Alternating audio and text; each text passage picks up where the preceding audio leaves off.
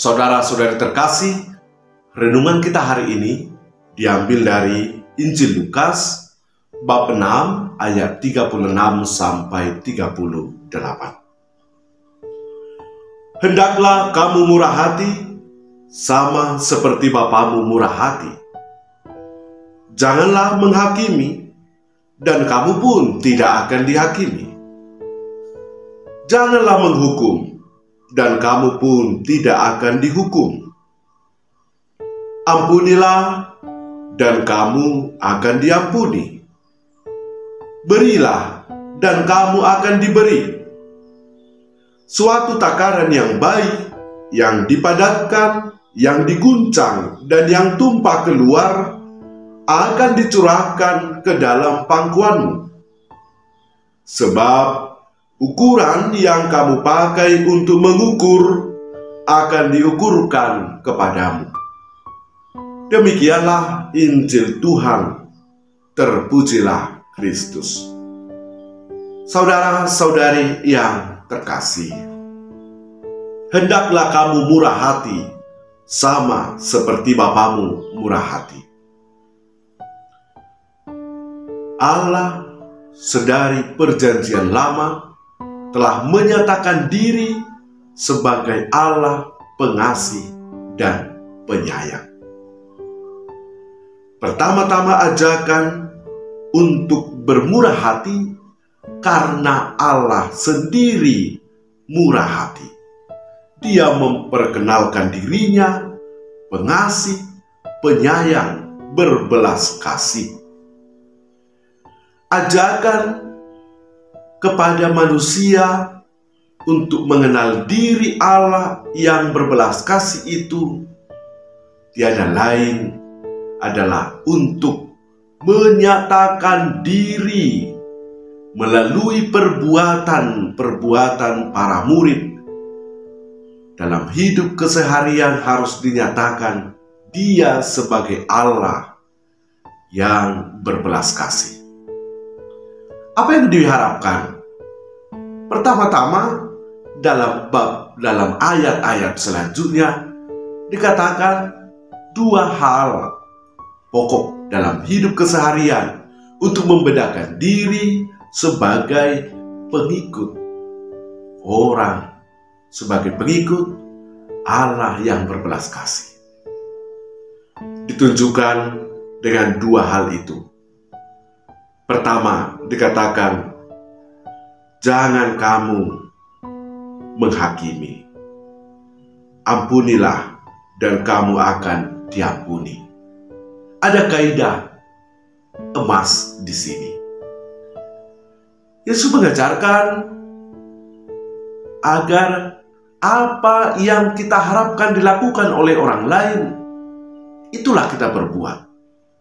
Itulah yang membedakan kita dari pengikut yang lain. Yang kita ikuti ialah Allah yang pengasih dan penyayang. Maka kita diharapkan menjadi orang yang berbeda dari orang lain. Bukan ikut begitu saja, tetapi dari dalam diri saya tahu apa yang harus kulakukan kepada orang lain. Kalau orang lain saya harapkan berbuat baik kepadaku, aku yang mengenal Allah yang berbelas kasih itu harus lebih dahulu menjadi orang pengasih dan penyayang. Yang kedua yang pantas jadi bagian diri kita hari ini lewat sabda Yesus ini ialah bahwa kita jangan seringkali membuat ukuran tentang orang lain. Allah mau berbuat apa saja bagi manusia, terserah Allah. Dia telah memberikan akal budi kepada manusia. Yang kita ukurkan seringkali kepada orang lain seringkali membuat kita jatuh ke dalam kesombongan. Membuat juga kita jatuh kepada kecenderungan diri egois. seolah-olah Allah tidak pernah berkarya pada diri orang lain. Pesan Yesus jelas hari ini. Kita mengisi diri kita, mengimani diri kita kepada Allah, dan pada akhirnya dengan itu keluar dalam pikiran, hati kita, perasaan kita yang baik tentang Allah pengasih penyayang, dan belas kasih Allah juga hadir tercurah untuk orang lain. Dan itu juga panggilan kita, khususnya pada masa Prapaskah ini. Tidak jemu-jemu untuk berdoa bagi para pendosa. Kita semua berdosa. Tetapi khususnya dalam masa Prapaskah ini, marilah kita tidak jemu-jemu berdoa bagi sesama kita, khususnya yang menurut kita dan diketahui publik menjadi orang-orang pendosa. Ingat pesan Nabi Yoel pada Rabu Abu. Pesan Nabi Yoel, marilah berdoa semua para imam, para penatua, berdoa di bait Allah dengan menyerukan, sayangilah, sayangilah umatmu ya Tuhan. Ini pesan untuk kita selama masa Prapaskah ini. Pada akhirnya mau memperdamaikan diri kita kepada Allah, karena dosa kita telah melukai relasi kita dengan Allah. Demikian juga karena dosa kita telah melukai relasi yang baik dengan sesama. Hari ini sabda Yesus kepada kita, hendaklah kamu murah hati sama seperti Bapamu murah hati.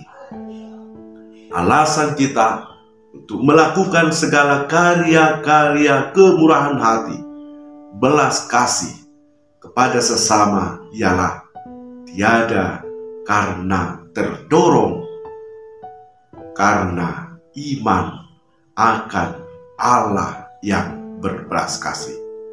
Saudara-saudari terkasih, mari kita menjalankan hari ini karya belas kasih rohani. Untuk siapa? Untuk mereka yang sedang ragu. Ingat, pernah Paus Fransiskus mengatakan beberapa jenis karya belas kasih rohani. Pertama, memberi nasihat kepada orang yang ragu. Kedua, mengajar yang tidak tahu.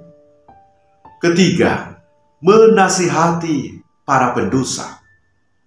Yang keempat, menghibur yang sedih. Yang kelima, mengampuni yang bertobat. Yang keenam, menanggung dengan belas kasih mereka yang menyusahkan. Yang ketujuh, mau berdoa terus-menerus bersama orang-orang yang mau memperbaiki hidupnya, khususnya untuk saudara-saudara kita yang sudah meninggal. Itu adalah bentuk karya belas kasih rohani yang dapat kita lakukan hari ini. Barangkali tidak butuh waktu yang lama untuk melakukannya. Selamat melakukan karya belas kasih rohani hari ini. Hendaklah kamu murah hati sama seperti Bapamu murah hati. Salam pertobatan dan pengampunan. Amin.